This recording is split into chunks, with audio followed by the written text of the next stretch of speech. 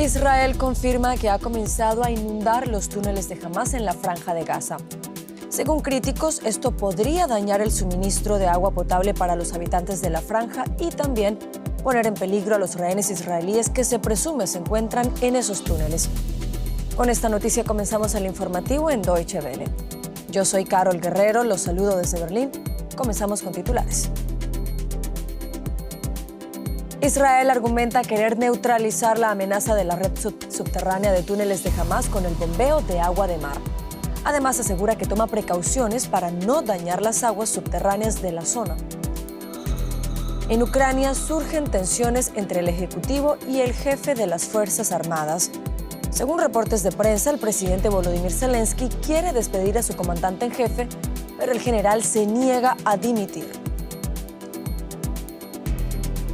Y en Argentina se debate en la Cámara de Diputados la llamada Ley Ómnibus que impulsa el gobierno del presidente Javier Milei con el objetivo de lograr equilibrio fiscal en 2024.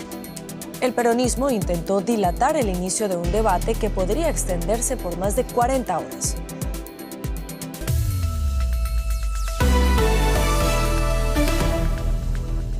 El ejército israelí confirmó que ha estado inundando los túneles construidos por Hamás bajo el territorio de la Franja de Gaza. Un comunicado de las Fuerzas de Defensa de Israel habla de grandes volúmenes de agua que están bombeando a la red de túneles. Aseguran que no afecta a las reservas subterráneas de agua dulce. Ante las informaciones de medios israelíes en diciembre de que el ejército evaluaba utilizar agua de mar para las inundaciones, algunos expertos advirtieron que eso podría dañar de manera permanente la provisión de agua potable para los más de 2 millones de habitantes de Gaza y además poner en riesgo la vida de los cautivos israelíes en poder de Hamás. Seguimos hablando sobre este tema con el periodista Mikel Ayestarán, a quien saludamos a esta hora. Mikel, buenas noches. ¿Hay alguna respuesta de Israel a las críticas que han surgido tras confirmarse que está inundando los túneles de Hamás en Gaza? De momento no hay ningún tipo de comunicado oficial sobre la situación generada o las críticas generadas a raíz de esta primera información oficial por parte del ejército sobre esa estrategia que consiste en inundar los túneles. El plan es denominado Plan Atlantis, así le llama el ejército, y es la primera vez que lo confirma de forma oficial. Desde el comienzo de la guerra ya era una de las posibilidades que estaba sobre la mesa, pero como bien has indicado, diferentes expertos señalaron que podía conllevar graves peligros para el sistema de saneamiento de la Franja de Gaza y también para la supervivencia de los 136 rehenes que quedan en estos momentos en manos de las milicias palestinas que, según piensan los israelíes, estarían precisamente en estos túneles. La red es mucho más extensa de lo que esperaba el ejército y una de las estrategias es esta de inyectar agua de mar para intentar inutilizarlos. Uno de los problemas que se han encontrado, según ha informado el propio ejército, ha sido que muchos de estos túneles son muy porosos y la operación no ha sido exitosa porque el agua desbordaba por todas partes. Así que al menos ya sabemos que sí, que es una de las estrategias que está utilizando el ejército de Israel, pero no hay ningún tipo de reacción oficial a las críticas generadas y tampoco sabemos si va a seguir utilizándola en la amplia red de túneles que se está encontrando en cada lugar donde hay combates. Mikel, de otra parte se habla de una crisis en el gobierno israelí por el acuerdo con Hamás para lograr la liberación de los secuestrados. ¿Qué nos puedes decir al respecto? Bueno, es un día clave precisamente en ese proceso negociador porque una alta delegación política de Hamás ha sido invitada al Cairo para reunirse ahí con el jefe de la inteligencia y discutir ese nuevo acuerdo. Sobre la mesa parece que hay 6 semanas de tregua a cambio de la liberación de al menos todos los civiles que sigue reteniendo Hamás en sus manos. Esta posible tregua, para la cual están presionando mucho las familias, ha generado una crisis de gobierno. Los partidos ultranacionalistas que respaldan a Benjamin Netanyahu le han dicho que si acepta un acuerdo de estas características ellos rompen el gobierno, y esta misma tarde ha sido el líder de la oposición, Yair Lapid, el que ha querido dar una imagen de responsabilidad y de solidaridad con los rehenes y ha dicho que si los ultranacionalistas rompen el gobierno, ellos están dispuestos a apoyar a Benjamin Netanyahu para que el Ejecutivo siga adelante con el objetivo primordial y único de salvar la vida de esos 136 rehenes que siguen en la Franja de Gaza. Por lo tanto, la crisis de gobierno está ahí, la presión de los sectores ultranacionalistas es cada día más fuerte, ellos no quieren parar, no quieren ningún tipo de tregua, no quieren hacer concesiones y desde la oposición han lanzado este guante a Benjamin Netanyahu para que acepte negociar, que haya una nueva tregua y que se permita el intercambio para la salida lo antes posible de los rehenes que siguen en manos de Hamás. Miquel, ahí estarán en Jerusalén. Gracias por estas informaciones. Gracias a vosotros. Y entre tanto, las fuerzas israelíes continúan sus operaciones en la zona de Han Yunis, en el sur de Gaza. Semanas de bombardeos y de intensos combates han dejado gran parte de la ciudad en ruinas, obligando a decenas de miles de civiles a huir más al sur, hacia la frontera con Egipto. Ammar y su familia de 20 personas buscan un lugar seguro. Se vieron obligados a huir de un refugio de la ONU en Han Yunis, tras intensificarse los bombardeos israelíes. Ahora este es su hogar, cerca de la ciudad de Rafah, junto a la frontera con Egipto.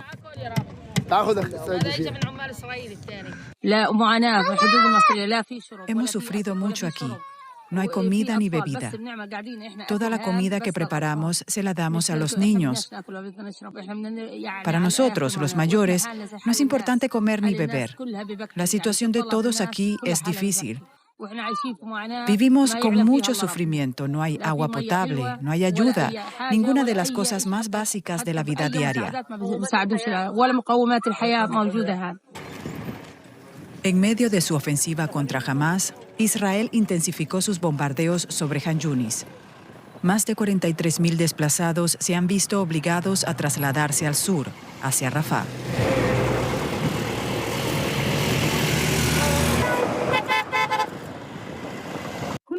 Dormíamos tranquilamente cuando de repente hubo enfrentamientos y empezaron a caer obuses sobre nosotros. No pudimos dormir en toda la noche. No entiendo por qué están actuando de este modo. La ONU calcula que alrededor del 85% de la población de Gaza se ha visto desplazada por la guerra. Muchas familias tuvieron que trasladarse varias veces. Esperamos que la guerra termine y que podamos vivir una vida normal, a salvo con nuestros hijos, porque nuestros hijos corren peligro en este momento. Esperamos volver a casa lo antes posible y llevar una vida como la del resto del mundo. Nuestra situación y la de nuestros hijos es muy mala. Ammar, como miles de palestinos de Gaza, esperan poder volver a casa algún día. Pero por ahora su hogar es esta tienda improvisada en la frontera de Gaza. Y vamos ahora con un repaso de otros hechos que también son noticia en esta jornada. El secretario de Estado estadounidense Antony Blinken volverá a Oriente Medio este fin de semana en su quinta visita desde los atentados del 7 de octubre. La Casa Blanca afirma que el viaje se centrará en los esfuerzos de posguerra para reconstruir Gaza y asegurar su gobernanza, así como en el aumento de la ayuda humanitaria. Rusia y Ucrania anunciaron este miércoles un nuevo canje de prisioneros de guerra una semana después del accidente de un avión militar ruso que, según Moscú, transportaba soldados ucranianos cautivos y que habría sido derribado por Kiev. El acuerdo incluyó la liberación de 200 prisioneros de cada bando y fue negociado por los Emiratos Árabes Unidos. Y seguimos hablando de Ucrania porque a punto de que se cumplan 2 años de la invasión rusa, aumentan las tensiones entre el presidente Volodymyr Zelensky y el comandante en jefe de las Fuerzas Armadas. De acuerdo con algunos reportes de prensa, Zelensky intentó destituir al general Valery Zaluzhny, pero este se negó a abandonar su cargo y por ahora no hay quien pueda reemplazarlo. El presidente y su general el verano pasado, inspeccionando los sistemas antimisiles recién entregados, una muestra pública de unidad. Pero a medida que la guerra se alargaba y una contraofensiva muy esperada contra los invasores rusos no conseguía torcer el rumbo, surgieron las tensiones. Al final de año, Zelensky dijo que el ejército le había presentado un plan, movilizar hasta 500.000 soldados más, una medida políticamente arriesgada. Los soldados en primera línea llevan meses, algunos de ellos años, de servicios sin descanso. La opinión pública en Ucrania está dividida. Deberíamos activar todo tipo de capacidades y recursos. Mi marido está en la guerra desde el 28 de febrero y mi yerno también. Hay una gran cantidad de gente que se sacrifica yendo a la guerra, siguiendo la llamada del corazón. La movilización es algo que no trae ni salud ni alegría a nadie, solo guerra. Zelensky se presenta como presidente que lucha contra una medida impopular, pero Valery Zaluzhny se negó a asumir la responsabilidad de las impopulares propuestas de movilización. Y el Parlamento ucraniano desestimó debatir medidas para aumentar el número de tropas. Lo único cierto es que faltan tropas frescas en el frente. Y las elecciones, que en un principio iban a celebrarse a fines de marzo, han sido suspendidas en virtud de la ley marcial. Pero el digital ucraniano Kyiv Independent afirma que, según sondeos privados, Zaluzhny quedaría en segundo lugar, muy cerca de Zelensky, en una eventual contienda presidencial. Todo ello contribuye a crear una atmósfera de intriga en los pasillos del poder en Kiev.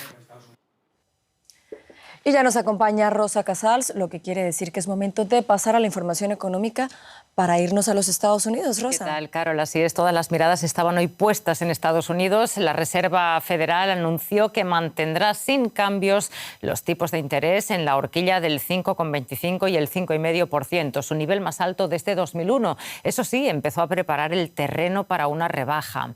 El presidente de la Reserva Federal, Jerome Powell, estima que la Fed bajará los tipos de interés en algún momento de este año, pero pidió paciencia. El regulador estadounidense quiere estar seguro de que la inflación se mueve de manera sostenible hacia el 2%. En diciembre, la inflación abandonó su racha bajista y cerró el año en el 3,4%, lo que supuso un ligero revés para los objetivos de la Fed.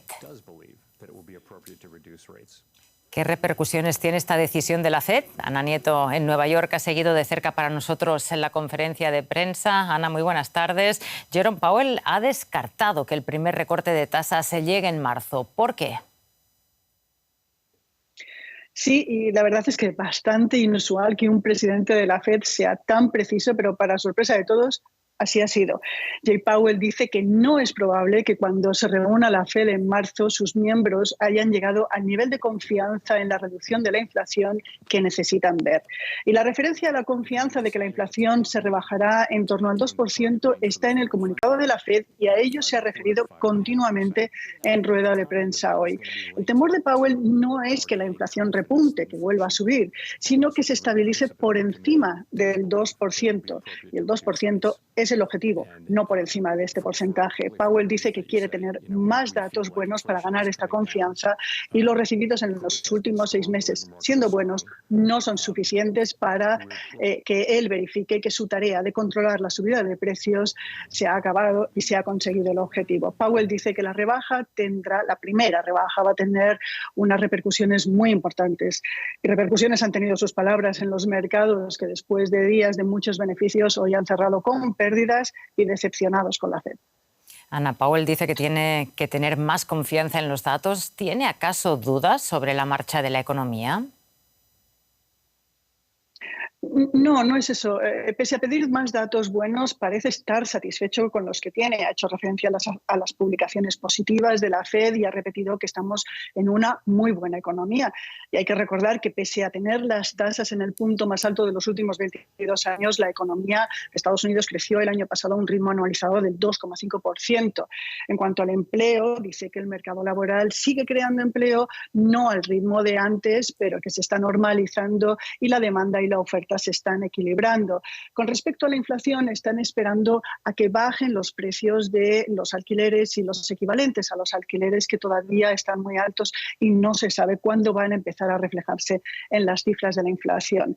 En cualquier caso, dice Powell que no canta victoria por haber conseguido todavía una desaceleración suave, pero que se están haciendo muchos progresos. Interesante. Muchísimas gracias, Ana, como siempre, por el análisis. Gracias, Rosa.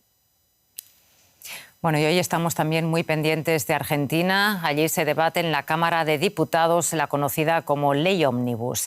Se trata del proyecto estrella que impulsa el gobierno del presidente Javier Milei, con el que busca desregular la economía y reformar el Estado. Se prevé que la sesión se extienda unas 40 horas debido a la cantidad de artículos del proyecto y los puntos controversiales que marcan diferencias entre el oficialismo y la oposición. Organizaciones sociales, civiles y sindicales se manifestaron en los alrededores del Congreso contra la ley Ómnibus, generando algunos incidentes con la policía. El Gobierno tuvo que retirar algunos puntos e implementar modificaciones para lograr la aprobación en la Cámara de Diputados de la ley Ómnibus. La iniciativa deberá alcanzar los 129 votos sobre 257 para ser aprobada y posteriormente pasaría a ser tratada en el Senado.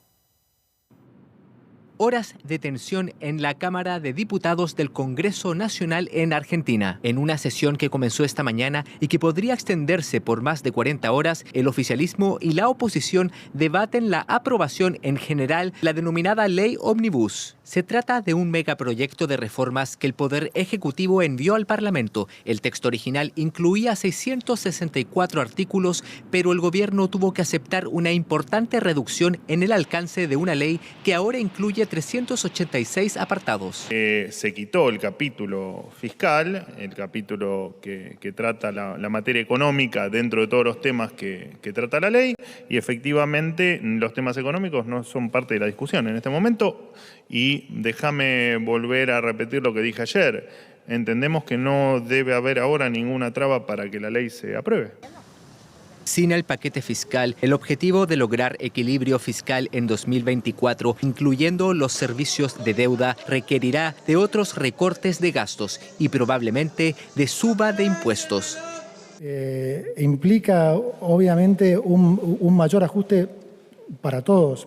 Digamos, los argentinos hoy ya están haciendo ese ajuste.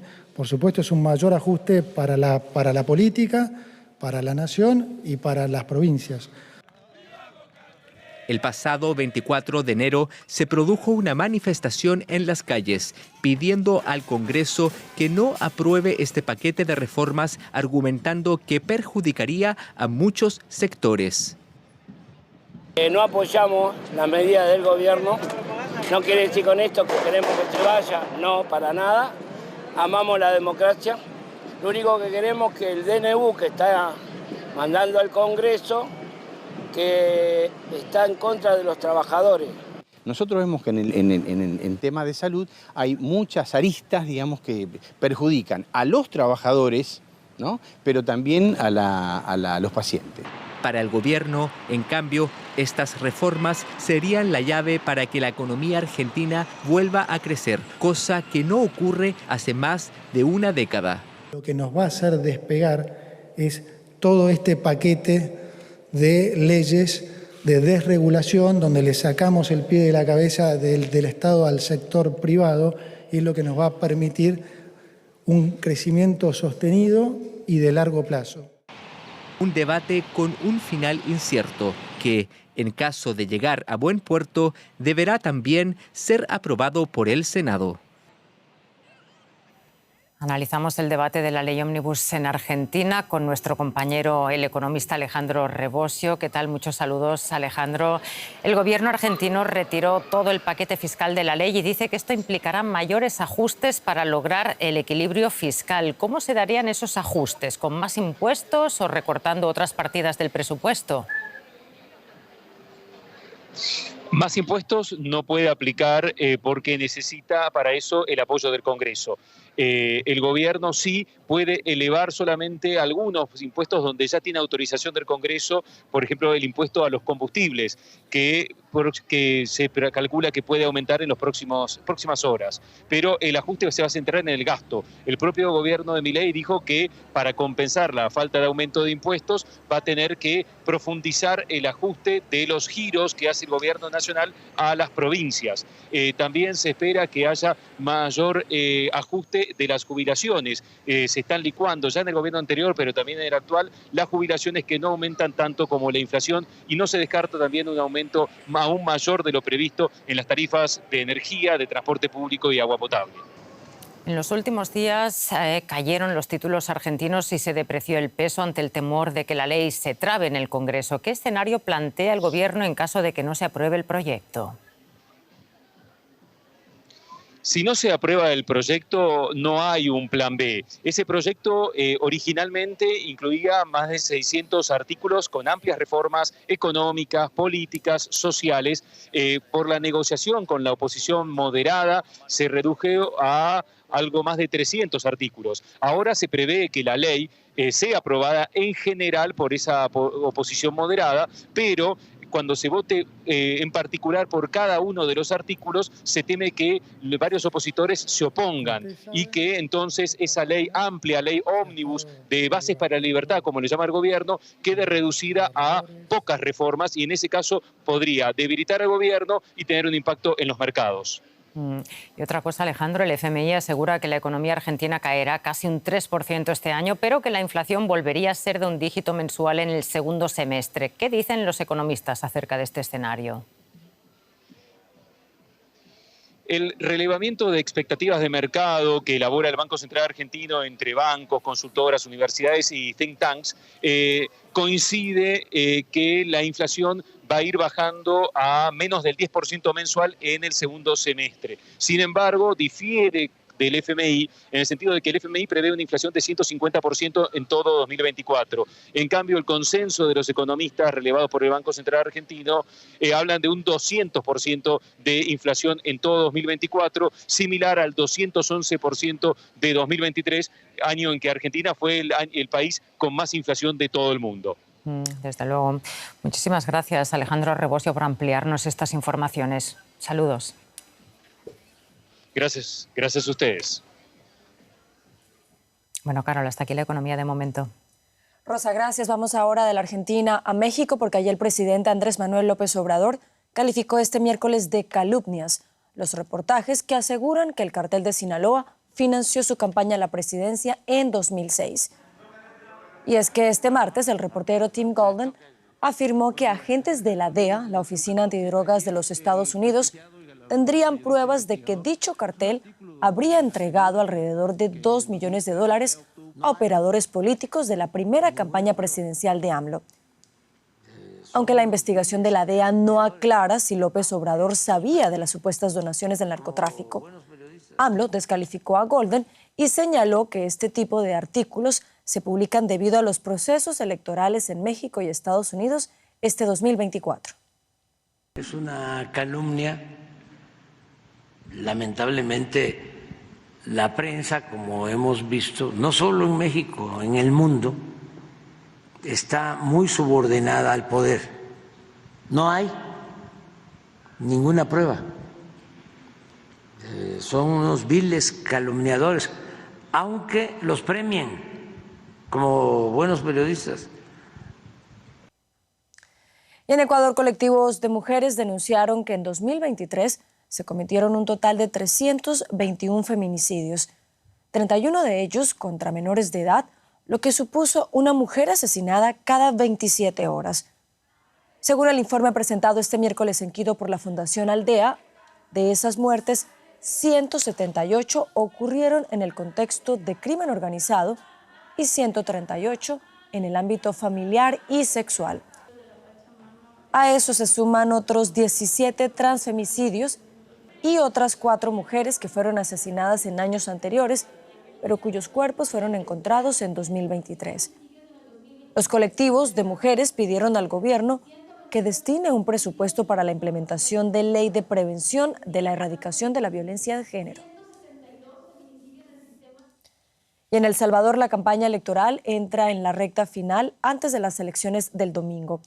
Unas elecciones que, según un informe publicado recientemente por la Oficina en Washington de Asuntos Latinoamericanos, no cumplen con los estándares mínimos de integridad electoral debido a las reformas legales en beneficio del oficialismo.